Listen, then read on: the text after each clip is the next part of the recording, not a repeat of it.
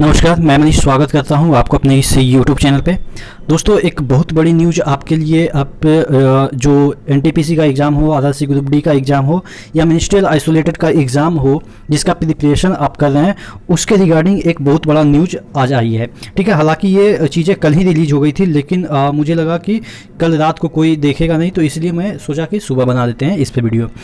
देखिए, इतना लंबा चौड़ा इंग्लिश लिखने का मतलब ये है, मैं इसको डिटेल में पढ़ रखा है, तो आपको सिर्फ इसके जो जिस्ट पॉइंट है वो समझाने की कोशिश करूंगा कि इसमें क्या है और कब से आपके एग्ज़ाम शुरू होंगे। ये सब चीज़ें इसमें दे रखा है। ठीक है, सबसे बड़ी चीज़ इसमें क्या दे रखा है कि जो ये आपके अप्रेंटिस वाले जितने लोग थे, उनका मांग था कि जो आपका जो सीट है वो उस पर रिक्रूटमेंट ना हो। अप्रेंटिस में क्या होता था पहले के ज़माने में, पहले के ज़माना इन द सेंस बोले कि 4-5 साल पहले क्या होता था कि डायरेक्ट अगर आप रेलवे में अप्रेंटिस किए हैं तो आपको डायरेक्ट रिक्रूटमेंट हो जाती थी, आपका परमानेंट जॉब लग जाता था।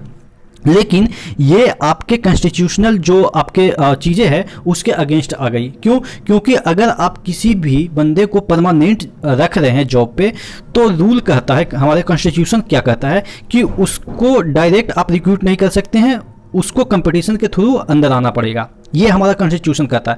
तो उस जो लॉ है या आप कह सकते हैं जो चीज़ें हैं उसको वायलेट कर रहा था ये वाला कि डायरेक्ट रिक्रूटमेंट हो जाता था बिना परीक्षा दिए हुए। तो ये दोनों कंट्राडिक्ट हो रहे थे। तो इसकी वजह से रेलवे ने डिसाइड किया कि जो अप्रेंटिस वाले बंदे हैं उनका भी अब कंपटीशन होगा। तो कंपटीशन होगा तो उनको फ़ायदा क्या हुआ? जब ये अप्रेंटिस कर रखे हैं तो उनको फ़ायदा ये सिर्फ दिया गया कि आपके लिए हम अलग से सीट रखेंगे भाई। ठीक है, कहने का मतलब, तो जो ऑन गोइंग रिक्रूटमेंट है आपके लेवल 1 में 1,03,700 जो 69 वैकेंसी है, उसमें 20% जो आपके वैकेंसी है वो किसके लिए रिजर्व कर दिया गया? अप्रेंटिस वाले भाई के लिए।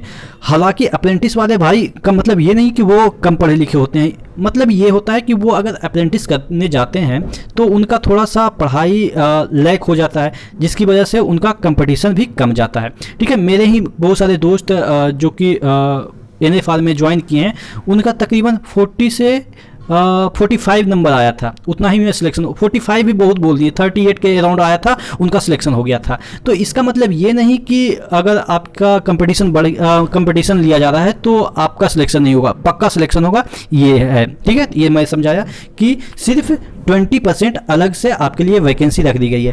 फिर भी अगर उस 20% फिल नहीं होता है, अगर 20% फिल नहीं होता है तो जो जनरल कैंडिडेट हैं उनसे वो वाला जो वैकेंसी है वो फुल होगा। यानी कि कहने का मतलब ये रिक्रूटमेंट तो करेंगे 1,03,600 का 769 का टोटल रिक्रूटमेंट करेंगे। ऐसा नहीं है कि अप्रेंटिस वाले अगर बंदे नहीं वो कलेक्ट कर पाए या उतना नहीं आ पाए तो वो उनकी वैकेंसी खाली जाएगी, उनके जगह जो नॉर्मल बंदे हैं उनको सीट दे दी जाएगी। ठीक है, लेकिन हाँ 20% अगर फिल हो जाता है तब तो उस पर अप्रेंटिस वालों का ही फाइट होगा। ठीक है, तो ये कहने का मतलब है।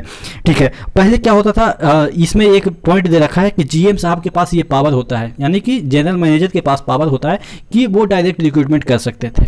अभी भी बहुत सारे ऐसे मतलब कि पावर हायर अथॉरिटी को दिया जाता है, जैसे चपरासी वगैरह, कि GM साहब अपने मन से रख सकते हैं।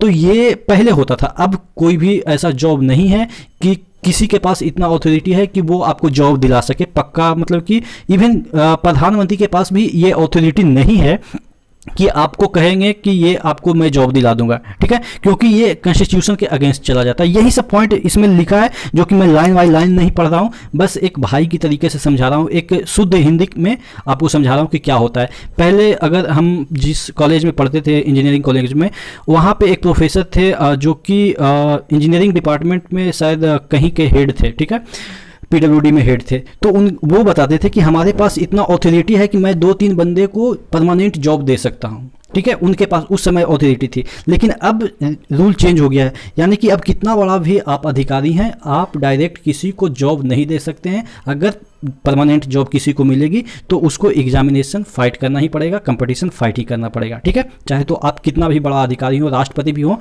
तो पर भी आप डायरेक्ट रिक्रूटमेंट नहीं कर सकते हैं। हाँ, आप रिक्रूट कर सकते हैं, लेकिन वो एक फेज के लिए, कि चलो 10 महीने के लिए या 2 साल के लिए या 3 साल के लिए कॉन्ट्रैक्ट बेसिस पे अभी भी बड़े अधिकारी के पास ये पावर है, लेकिन परमानेंट जो रिक्रूटमेंट होती है वो पावर अब सभी हायर अथॉरिटी से ले ली गई है। यही सब इसमें बातें की गई है जिसकी वजह से इनका ये हुआ, यानी कि अप्रेंटिस वाले का डायरेक्टली रिक्रूटमेंट नहीं हो रहा है। ठीक है, तो ये हो गया। ठीक है, और लास्ट में ये दे रखा है कि जो आपका एग्जाम होगा वो बताया गया है कि 15 दिसंबर के बाद होगा, ऑनवर्ड। यहाँ पे देखिएगा 15 दिसंबर ऑनवर्ड, नोटिफाई ईयरलियर, जो कि दिस डिटेल ऑफ शेड्यूल, यहाँ पे जो शेड्यूल होगा CBT 1 का वो जल्द ही वेबसाइट पे अपलोड कर दिया जाएगा। यहाँ पे लिखा है जल्द ही वेबसाइट पे अपलोड कर दिया जाएगा, ये नीचे वाला लाइन में। ठीक है, तो आप देख लेंगे uploaded on website of RRB in due course, यानी कि जल्द ही आपका सेपरेटली अलग अलग एग्जाम के लिए अलग अलग शेड्यूल जारी कर दिया जाएगा। ठीक है, तो यही छोटा सा इन्फॉर्मेशन देना था कि इसमें क्या क्या चीज़ें लिखा हुआ है। आशा करते हैं चीज़ें समझ में आई होगी। फिर भी आपके मन में कोई क्वेरी है, डाउट है, तो आप नीचे कमेंट बॉक्स में कमेंट कर देंगे, मैं उसके रिगार्डिंग वीडियो बना दूंगा। ठीक है, तो नेक्स्ट वीडियो मिलते हैं, तब तक के लिए जय हिंद।